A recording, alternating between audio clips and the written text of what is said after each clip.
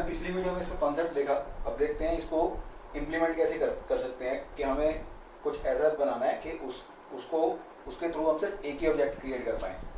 तो ये हम देख रहे हैं यहाँ पे एक क्लास है, उसमें हमने एक ऑब्जेक्ट लिया ओबीजे।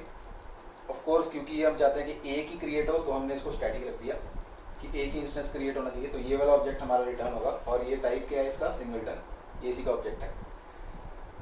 उसके बाद हमने कंस्ट्रक्टर बनाया।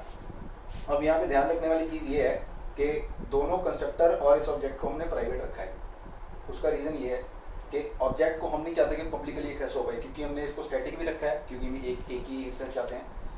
तो since it is a static object तो वो क्लास के सिंगलटन डॉट ओबीजे से एक्सेस हो सकता है बाहर से पब्लिकली, तो हम वो नहीं चाहते। हम we want to make sure कि इस क्लास के अंदर ही कुछ ऐसा लॉजिक हो जो इसकी क्रिएशन पे इसकी क्रिएशन को ध्यान रखे। तो इसलिए हमने इसको प्राइवेट कर दिया। इसको प्राइवेट करने का रीज़न ये है, कंस्ट्रक्टर को हमने इसलिए प्राइवेट किया कि हम नहीं चाहते कि न्यू करके कोई बाहर से पब्लिकली क्रिएट कर पाए ऑब्जेक्ट को। जैसे न्यू सिंगलटन करके हम नहीं चाहते कि इसका सिंगलटन क्लास का ऑब्जेक्ट क्रिएट हो। तो ये दो चीज़ें ध्यान रखने वाली चीज़ें। अब ये मेथड है हमारा गेट इंस्टेंस, इसको हमने पब्लिक रखा। तो हम क्या चाहते हैं कि जो भी बाहर से आप क्रिएट करना चाहते हो मेन क्लास से या किसी और क्लास से, इसका जब भी ऑब्जेक्ट चाहते हो आप इस क्लास का singleton dot gate instance call करो। वो उस गेट इंस्टेंस को अपने आप चेक करेगा। लॉजिक यहाँ पे वो चेक कर रहा है कि अगर तो वो ओबीजे जो इसका ऑब्जेक्ट है हमने स्टैटिक रखा था, अगर तो वो नल है तो उसको क्रिएट कर देगा और रिटर्न कर देगा। अगर नहीं नल तो डायरेक्टली उसको रिटर्न कर देगा। तो इससे हम क्या मेक श्योर कर रहे हैं कि कोई भी अगर इस क्लास का ऑब्जेक्ट बनाया जाता है, पहली चीज़ उसको गेट इंस्टेंस कॉल करनी पड़ेगी।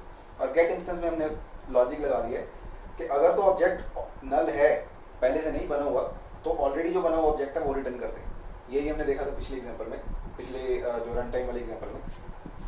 बट इसमें दिक्कत ये है कि अगर मान लो मेन थ्रेड से आप let's say public static void main वाले मेन फंक्शन से आपने गेट इंस्टेंस कॉल किया 3 बारी 4 बारी, आपको हर बार यही ऑब्जेक्ट रिटर्न होगा।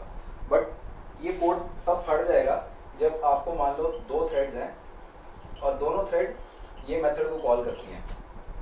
थ्रेड 1 में भी आपने गेट इंस्टेंस कॉल किया, थ्रेड 2 में भी आपने गेट इंस्टेंस कॉल किया। ऐसे n नंबर ऑफ थ्रेड्स हो सकते हैं, आप कॉल कर सकते हैं।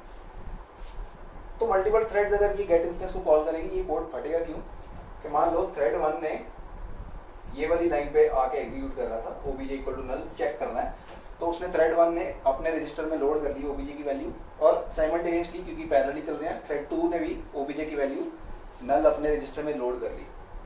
अब मान लीजिए थ्रेड 1 प्रीएम्प्ट हो गया, अब थ्रेड 2 चल रहा है। सिर्फ थ्रेड 2 ने देखा ओबीजे की वैल्यू नल है, तो यहाँ पे थ्रेड 1 के लिए भी ओबीजे की वैल्यू अभी क्या है, नल, और थ्रेड 2 के लिए भी ओबीजे की वैल्यू है नल।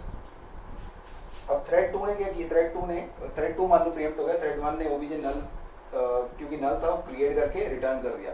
अब थ्रेड 2 वापस शेड्यूल हुआ, थ्रेड 2 ने चेक किया क्योंकि थ्रेड 2 के भी वैल्यू लोडेड थी, नल थी, तो उसने भी एक नया क्रिएट कर दिया। तो ऐसा कुछ हुआ, ये एक ऑब्जेक्ट क्रिएट हुआ, थ्रेड 1 ने ओबीजे जो है इसको पॉइंट करने लग गया और थ्रेड 1 कंप्लीट हो गया। थ्रेड 2 शेड्यूल हुआ, थ्रेड 2 में क्योंकि ओबीजे इक्वल टू नल ही लोडेड था, उसने क्या किया, उसने फिर से ओबीजे इक्वल टू ये जो रेफरेंस वेरिएबल था नया ऑब्जेक्ट क्रिएट किया इसका और इसको इस पे पॉइंट कर दिया।